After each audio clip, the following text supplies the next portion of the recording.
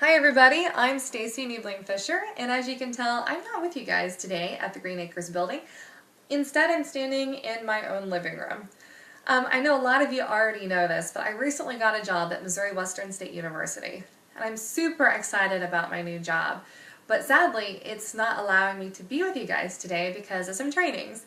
So I'm really sorry, but I'm very excited because I could be here with you guys today in the digital form. It was actually my group's idea. We were sitting down trying to figure out exactly what we wanted to do for our presentation. And I told them I couldn't be there and I was really bummed out about it. And they're like, hey, why don't you just record it? And then we'll play it at the presentation. I thought that was a brilliant idea, and so here we are. My portion of today's presentation is to talk about some of the marketing pieces. These pieces may not look, over the top, but that's the idea. We wanted them to look clear. We wanted them to look very professional, and we really wanted them to grab people's attention with beautiful, colorful imagery. And I think we've accomplished all of those things. Now, UCP came to us looking for many different things, and one of the things they were looking for is some sort of marketing piece that they could physically hand to people to promote the supported employment program. They wanted to give this marketing piece to potential businesses and potentially to employees that may want to someday take part in the program. So we have kind of two different paths that we could have gone down, and we decided that we would try to tackle both. So first of all, like we mentioned earlier, we had to do a little research. We had to actually understand what the SEP program was all about. So we sat down with Teresa at UCP and also Tenica and took a lot of notes. And we also conducted many surveys with businesses to see what they knew about the supported employment program and to kind of find out how they would feel about this type of program within their own business. So this survey and these interviews were vital to creating an effective flyer, an effective marketing piece. Once we gathered all this information, we sat down and tried to figure out the best way to communicate this information in a clear and concise way. That's not always as easy as it sounds, especially when you have a mountain of data in front of you. So we sat down and whittled away and tried to come up with the best copy points we could. Once that was put together, we then realized, well, no one is going to read this if it doesn't have beautiful pictures. No one really reads anymore. They don't want mountains of text and big blocks of paragraphs. That's just going to make somebody go cross-eyed. So we knew it was really important to find a really good designer. We looked around and we ended up hiring someone from Kansas City. Her name is Jessica Didion and has done some work with Second Harvest and some other groups here in town and on the Missouri Western campus. She's classically trained in art and graphic design and also photography. And so I was really excited to get her on board because she is such quality talent. We got with Jessica, showed her what copy points we had, and said, hey, let's make this look great.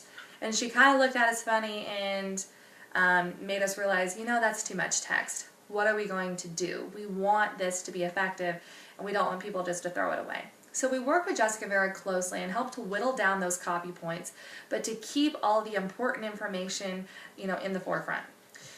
Rebecca Schuster, who is one of my teammates, had some very good information, some great insight into what to include in these flyers.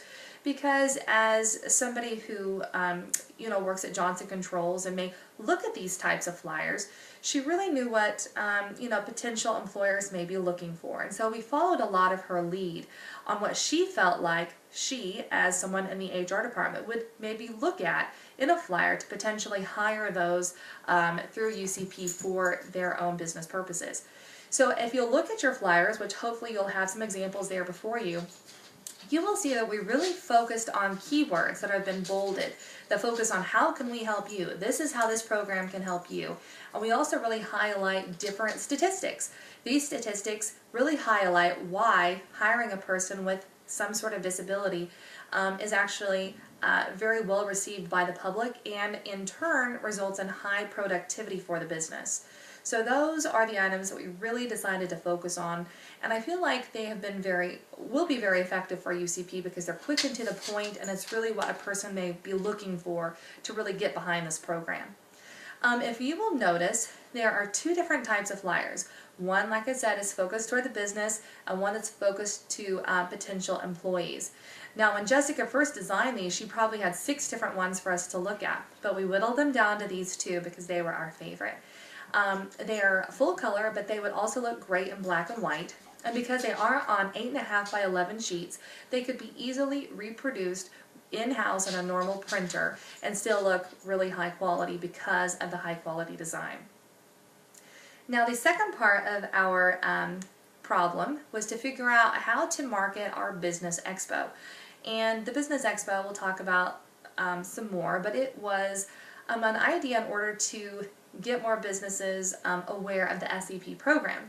So we wanted to design an invitation that would go out to people and grab their attention right off bat, intrigue their minds to make them want to come to our business expo and learn more. But how do you do that in 3 seconds? How do you do that with a business that probably has a million things that comes through their mail every day?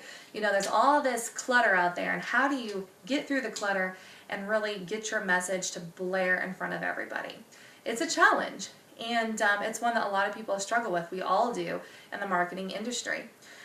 So we took the information that we had with our flyer and we tried to figure out a way to whittle it down into a postcard and then include the pertinent information for our business expo. That was very challenging. Again, we worked with Jessica in order to highlight what we felt like were the most important points, but still, you know, retained that integrity of the art. And we also took into consideration that these postcards would be printed in-house at UCP, not by a professional printer. And so we have to take that into consideration because that changes what types of margins you use, which actually ends up making your postcard a little bit smaller, meaning less space for words and less space for pictures.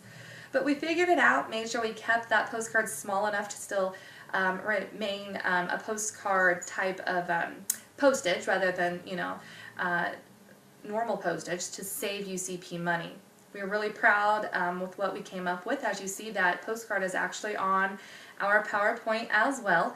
And UCP ended up printing those in-house, like I said, and then sent them to a list of businesses that they got from the Chamber of Commerce. So these are all of those marketing items that we came up with. We're very proud of how they turned out. And we really hope that it will allow UCP to continue to make the SEP program a success. Well, that concludes the portion of my presentation, and now we're going to hand it over to the next person in order to continue learning about what our group set out to do for the SEP program for UCP.